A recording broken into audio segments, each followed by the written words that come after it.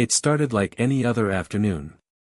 I was walking across the Jefferson Bridge, earbuds in, taking in the late spring breeze and the rush of water far below.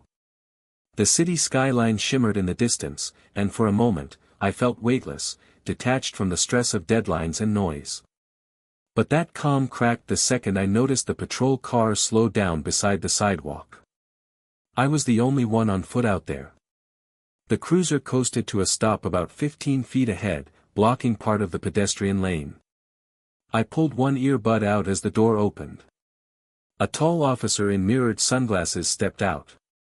Hand rested on his belt. He didn't smile. "You got ID on you?" he asked, before I even said a word. I blinked, confused. "Is there a problem?" He stepped closer. Did I stutter? "Let's see some ID." I kept my voice level. "I'm just walking." "Yeah. Well, I'm just doing my job," he said, moving in now, way too close. "We got a report. Man matching your description acting suspicious on the bridge." Suspicious. That word stuck like a splinter. I glanced around. No one else. Just me, the wind, and the river. I reached slowly into my pocket, but I was shaking now, not because I had anything to hide, but because I knew how this kind of thing could spiral. Then something behind us caught both our attention. A black SUV had pulled up behind the cruiser, hazard lights blinking. Its door opened fast. And that's when everything flipped. Out of the SUV stepped a woman in a sleek navy blazer, walking briskly toward us. Her heels clicked sharply against the concrete of the bridge, and her eyes were locked on the officer. She wasn't running, but she moved with the kind of urgency that made people move out of her way, if there had been a crowd. The officer turned slightly, his posture stiffening. "Ma'am, this is an active situation. I'll need you to stay back." She didn't even slow down. "No, you need to step away from him. Now." That voice, measured, commanding. She pulled a badge from inside her jacket and held it up high. "Deputy Director Laney Morgan, Internal Affairs. I've been monitoring this unit for 3 weeks." The officer froze. His face lost color. His hand slowly dropped away from his belt. I was still trying to process what she said when another unmarked car pulled up behind hers. 2 more people in suits stepped out, one carrying a camera, the other holding a clipboard and phone already recording. "I suggest you step back from this man and answer our questions, Officer Randall," she said calmly. "Your bodycam's been inactive since 1342. Care to explain?" He opened his mouth but no sound came out. Meanwhile, Laney turned to me, her tone instantly softening. "Sir, are you all right? Did he touch you? Threaten you in any way?" I shook my head, still stunned. "No. Just, demanded ID. Said I was suspicious." Her jaw clenched at the word. She nodded to the agent with the clipboard. "Log that. Another suspicious person, stop." And just like that, the narrative wasn't his anymore. More cars showed up within minutes. Uniformed officers from a different division, clearly higher in rank, stepped out with composed but serious expressions. The bridge was now a scene, flashing lights, quiet murmurs over radios, passing traffic slowing to rubberneck. Officer Randall stood still, jaw tight, hands at his sides. The earlier swagger was gone, replaced by the unease of a man who knew the script had flipped. Deputy Director Morgan kept her focus razor-sharp. "We have a pattern," she said to the arriving captain.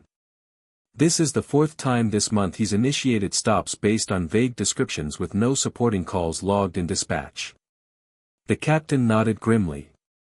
"We've received the complaints. But catching it live changes everything." Laney turned to me again.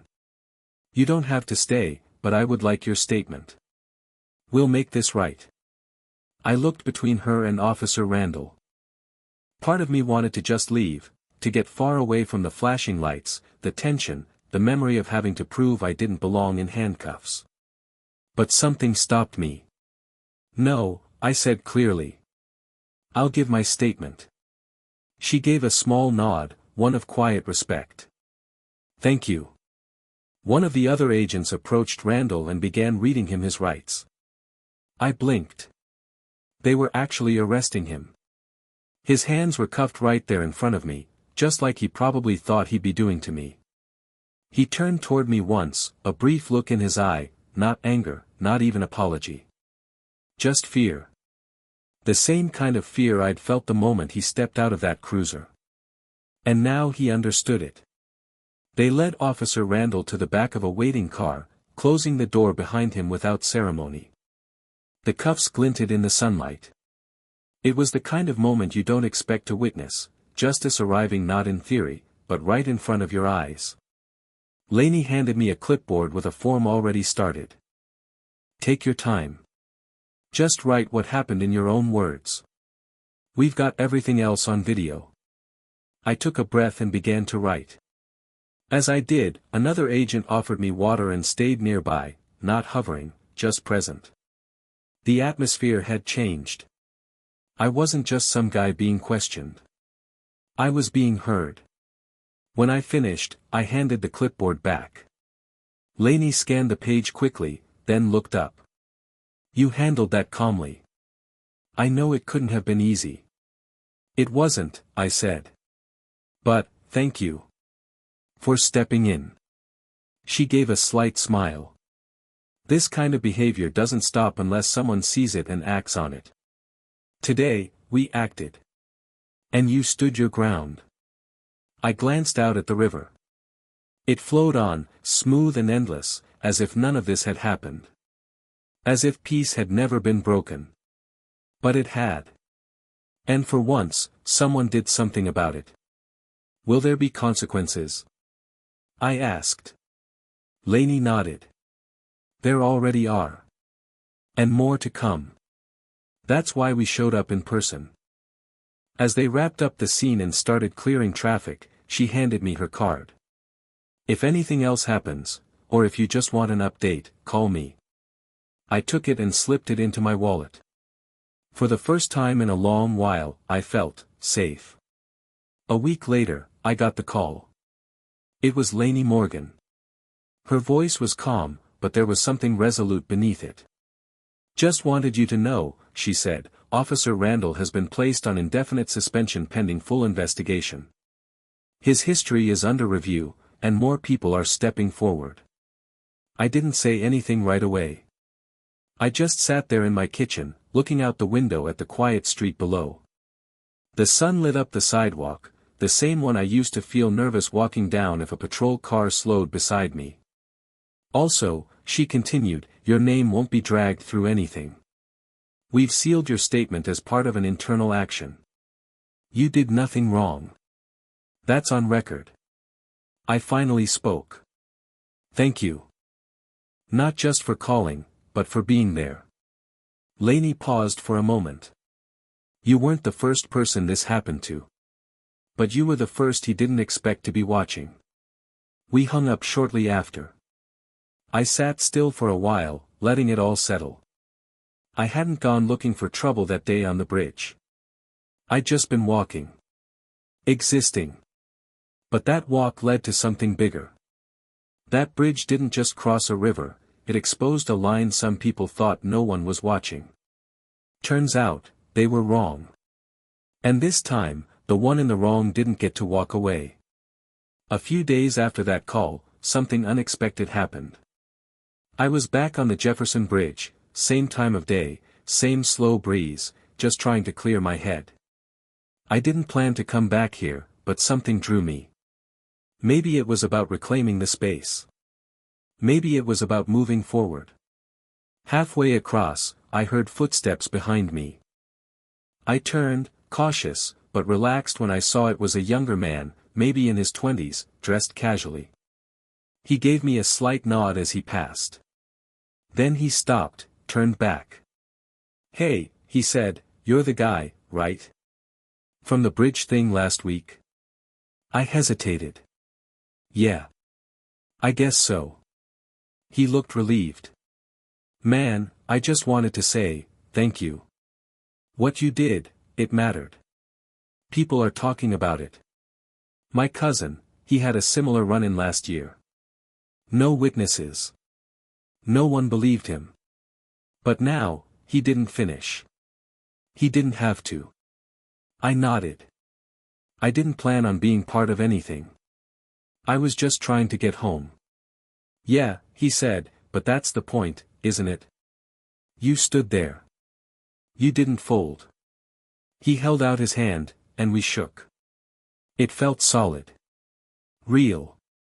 After he walked off, I stood there for a while longer, watching the cars go by, watching the light dance on the river. And for the first time since that day, I smiled, not because everything was fixed, but because something had started. A crack in the pattern. A line in the sand. And it started with a walk across a bridge. A month passed. Life returned to its usual rhythm, but the bridge incident never fully faded. It lingered, on social media, in quiet conversations, in local news cycles that usually moved on too fast. This time, they didn't. Then one morning, a letter arrived. It wasn't official, it wasn't from the city, or the department. It was handwritten, unmarked, no return address. Inside was a single sheet of paper, folded neatly. I watched it happen. I was driving past, saw the cruiser, saw you. I didn't stop. I wish I had. You didn't know anyone was watching, but I was. I saw how calm you were, and how fast it all turned. I've been quiet for too long. I'm filing a report too. Just wanted you to know, you weren't alone that day. There was no name, no signature. Just that. I stared at it for a long time, the weight of it pressing on me in a way no headline ever could. Someone had been there. Someone else had seen the injustice and carried it silently, until now. It made something clear, what happened on that bridge wasn't just an isolated moment. It sparked something. A shift. A reckoning. People were stepping forward. Quiet voices becoming louder. And none of that would have happened if not for the chain that started with one question, one refusal to be intimidated, and one woman stepping out of a black SUV at exactly the right moment. The world hadn't changed overnight. But it had started to turn. And I was there when it did. 2 months after that day on the bridge, I received another unexpected call. This time, it wasn't from Lainey Morgan. It was from the city council. A representative explained they were forming a new advisory board, civilian oversight, focused on use of force patterns, officer accountability, and community trust. They wanted members who had lived through it, not just read about it in reports. And they wanted me on it. At first, I laughed, unsure if they were serious. I'm not an activist. I'm not a lawyer. I just walked across a bridge. The voice on the other end didn't waver. Exactly. And that walk changed everything. I sat with the offer for a few days. Thought about turning it down. Thought about staying quiet. Safe. But then I thought of the young guy who'd thanked me. The handwritten letter. The look in Officer Randall's eyes when the cuffs clicked shut. The way Lainey had stood between us like a wall no one expected. So I said yes. The first meeting was quiet. Just a few voices in a conference room, some angry, some tired, some still skeptical that anything would really change. But we were there. And that meant something. When it came time for introductions, I kept mine simple. My name is Marcus Tate. I'm not here because I planned to be. I'm here because silence wasn't an option anymore. And the room went quiet. The bridge was just the beginning. Months rolled by. The board meetings became routine, sometimes tense, sometimes hopeful. I spoke when it mattered, listened when I didn't have the answers, and slowly realized, being part of change didn't require a badge or a title. Just a backbone. The city began releasing quarterly reports, tracking accountability cases in ways they never had before. Officers like Randall were no longer quietly reassigned, they were investigated, suspended, or removed when necessary. Body cam policies were enforced. Data was made public. People were paying attention. And every once in a while, someone would stop me on the street. "Hey, you're the guy from the bridge, right?" I'd smile, nod. Sometimes we'd talk. Sometimes they just said thanks. One day, as I crossed that same bridge again, I noticed something new. A small bronze plaque had been installed on the pedestrian path. It wasn't flashy. Just a few words, for those who stood when silence was easier. I stared at it for a long time. No names. No headlines. Just truth. The wind rolled over the water like before, but now it carried something different. Not fear. Not tension. Momentum. And as I walked across, hands in my pockets, head high, I knew this part of my story was over. But the story itself? It was still being written.